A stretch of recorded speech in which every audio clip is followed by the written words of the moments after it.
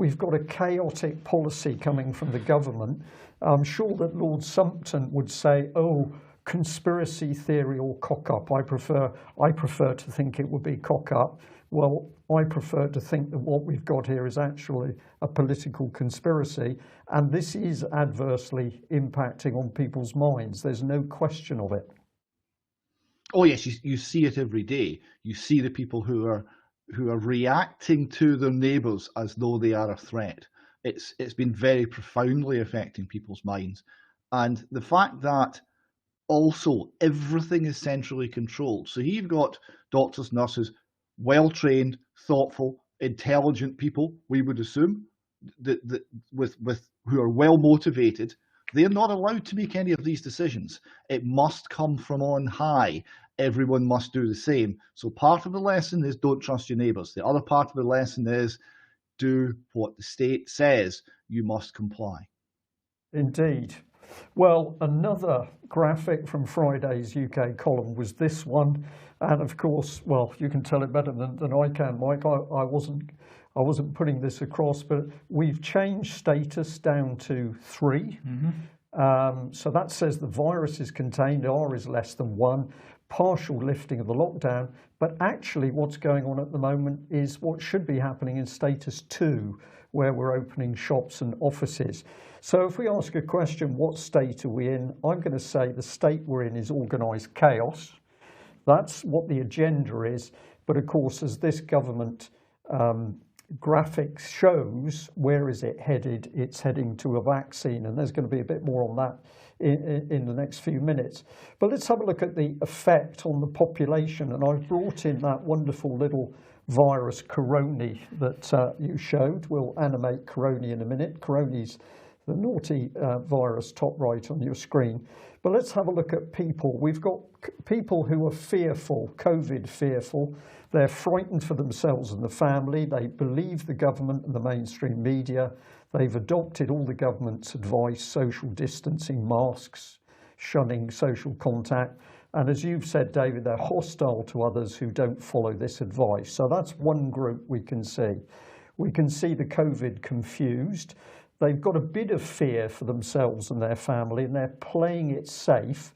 They've adopted some of the policy, but they're less hostile to others who take a different view, and they're unconvinced by some of the things. So we're going to call them the COVID confused people. Then we've got the COVID skeptics. Well, they're generally applying their own reasoning and common sense to COVID advice, and they're seeing some of the errors and inconsistencies, missing common sense. They're adopting some of the precautions because basically they're law-abiding people and they want to do what's right. And they're also doing it to save face, but they're sceptical. We've got the COVID unconvinced people. So they're not fearful of this virus. They understand some of the real statistics and the risks of normal winter virus. They're unconvinced of government warnings and advice, but they're doing their own thing. They're getting on with life. Watching what's happening, generally unconvinced. Then we've got the parody brigade. Well, they're looking at it, they're following gut feeling, they're saying this is complete and utter nonsense, and they think the whole thing is a joke. They think the government's a joke, they think the advice is a joke, and the MPs are silly, and there's no full analysis beyond that. They're just laughing at what's going on, and really it's all a bit of nonsense. And then we get down to what we'll call the COVID exposers. So they're actually following the thing, analysing it, exposing the errors and inconsistencies, the deceit in government, the claims, the statistics and the policy, and they're warning of a deeper agenda, and they're challenging things. And I think this is a very interesting section of society, and I hope we're amongst that group of people, Mike. But let's look at how that animated virus Corona responds to this group of people. Well, of course, all the people who are fearful of this virus policy, he's thriving, he's winning. If you're confused, this virus policy is winning. If you're skeptical, the virus is winning. If you're unconvinced, the virus is winning. It's only if you're starting to laugh at it that that virus can't thrive. And if you're exposing it, it's certainly not going to thrive. So I'm going to say that if you can see that you fall into one of those categories, you can get some measure of what really you need to be thinking about and doing if we are going to seriously challenging this deeply flawed government policy over COVID. Indeed. Now, what's remarkable is that reaction against anti-vaxxers is not only UK. Let's jump across now. Apologies, this is the Brisbane Times. I haven't put it on the image there, but that's where this article has come from. It says new COVID-19 restrictions will be needed for anti-vaxxers. And this is an opinion piece by a gentleman called Raf Ciccone, if that is the right pronunciation. So who is he? Well, he's a federal Labour senator for Victoria, Australia. And he said this: to anti-vaxxers, I have one message: our tolerance for your willful ignorance is over. We cannot afford morally or economically to give any ground to those who choose not to be vaccinated against COVID-19. Let me be clear, I'm not advocating that we vaccinate people against their will. That would be wrong.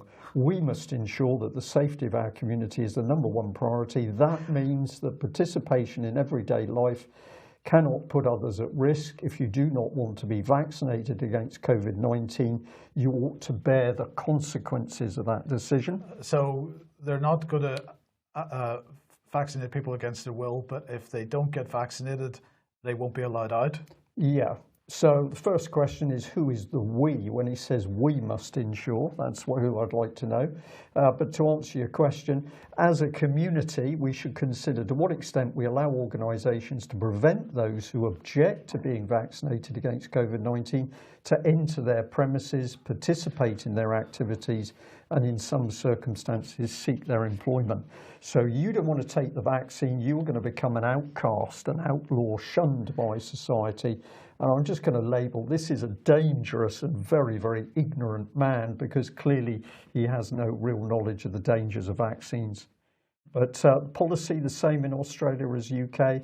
Could this be that the British government has been sharing its behavioural insights team expertise with the Americans and the Australians? And we've got similar things popping up in both those other two countries. Absolutely. And just speaking of behavioural insights, Brian, this was the type of thing the government was pushing out this morning. Well, it's a very badly photoshopped image of a guy. They photoshopped a mask on his face. But apparently he's protecting shoppers and staff by wearing that mask. This is troubled times for UK, and if you're watching or listening from overseas, of course, we've now got a government of occupation in UK who is really running the country. Well, it's clearly not being done through the Conservative Party. It's being done through a completely different cabal connected with the Cabinet Office, and obviously a lot more research needs to go into that.